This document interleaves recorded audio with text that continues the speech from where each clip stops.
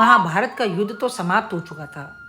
शमशान में चिताएं भी ठंडी हो चुकी थी, परंतु एक और युद्ध, एक और ज्वाला किसी के अंतर मन में अभी तक सुलग रही थी। कौन था वह जो अपने पति की मृत्यु का दोषी स्वयं भगवान श्री कृष्ण को मानती है? वह एक 16 साल की विधवा जिसके आंसुओं का कोई हिसाब नहीं था। कौन थी वह? आइए जानते हैं मित्रों। लेकिन आगे बढ़ने से पहले मित्रों, हमारी आपसे प्रार्थना है कि यदि आपने हमारा चैनल अभी तक सब्सक्राइब नहीं किया है तो जल्दी ही कर दें। मित्रों, क्या होता है जब किसी भक्त का विश्वास टूटता है? क्या होता है जब एक पत्नी अपने पति की मृत्यु का दोषी भगवान को मान लेती है? ऐसा ही कुछ अभिमन्यु की पत्नी उत्तरा के साथ हुआ, जो महाभारत का एक महत्वपूर्ण अंग है। महाभारत युद्ध के पश्चात जब अश्वत्थामा ने अभिमन्यु की पत्नी उत्तरा के गर्भ में पल रहे बच्चे पर ब्रह्मास्त्र चलाया, तो श्री कृष्ण ने उत्तरा के गर्भ में प्रवेश करके छोटे रूप में उस ब्रह्मास्त्र के प्रभाव को नष्ट कर दिया और बच्चे को जीवन दान दिया। परंतु शायद उत्तरा के लिए इतना काफी नहीं था। उसने अपने पति अभिमन्यु की मृत्यु का राज कृष्ण से जानना चाहा, जो कि कृष्ण ही जानते थे और कृष्ण मौन थे। एक दिन समय मिलते ही पांचों पांडवों के सामने जब श्री कृष्ण बैठे हुए थे, तब उत्तरा ने अपने प्रश्नों की झड़ी लगा दी, जिसे सुनकर सर्वप्रथम धर्मराज युधिष्ठिर कांप उठे। महाबली भीम ने अपनी गदा नीचे रख दी और स्वयं अर्जुन की आंखों में पश्चाताप के आंसू भर गए। उत्तरा ने कृष्ण से पूछा, हे कृष्ण, आप तो त्रिभुवन के स्वामी हैं। आप चाहते तो यह युद्ध रोक सकते थे। आप चाहते तो मेरे पति को बचा सकते थे। फिर आपने ऐसा क्यों नहीं किया? हे माधव, मैंने सुना है कि आपने धर्म की रक्षा के लिए अवतार लिया है। फिर क्या यही आपका धर्म है? सभी के मन में बवंडर उठ रहा था, जिसमें अनेकों असंख्य प्रश्न थे। एक बालक जिसे अभी जीवन देखना था, जिसने अभी अपने पुत्र का मुख भी नहीं देखा और मृत्यु के कालवश हो गया। प्रश्न का उत्तर तो गांधारी भी जानना चाहती थीं, जिन्होंने अपने 100 पुत्रों को खोया था। महारानी कुंती भी जानना चाहती थीं, जिन्होंने अपने सभी पौत्रों को खोया था।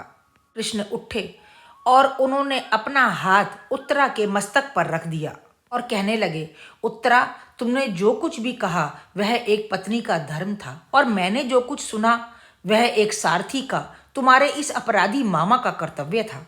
अभिमन्यु ने युद्ध में जो कुछ किया, उसने अपने पूर्वजों का मस्तक गर्व से ऊंचा कर दिया। यदि मैं अपनी दैवीय शक्तियों का प्रयोग करके उसे उस चक्रव्यूह से बाहर निकाल लाता तो क्या होता? वह जीवित तो रहता, पर क्या वह सम्मान से जी पाता? क्या वह अपनी स्वयं की दृष्टि में गिर न जाता?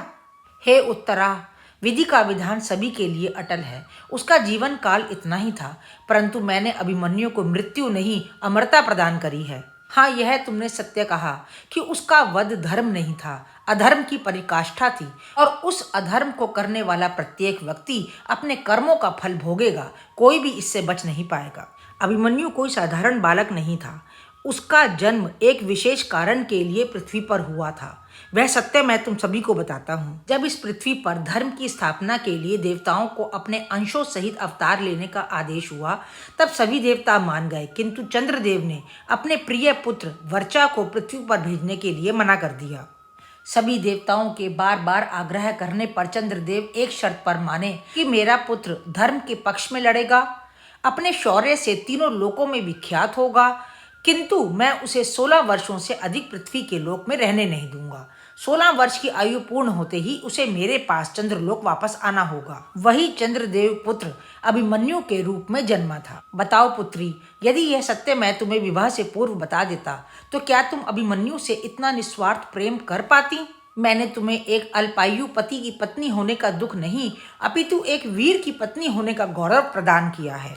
फिर तुम यह कैसे भूल गईं कि तुम्हारे गर्भ में कुरु वंश का एकमात्र दीपक, एकमात्र आशा पल रही है? कृष्ण के इस रहस्यमय शब्दों ने सभी के हृदय पर गहरा प्रभाव डाला।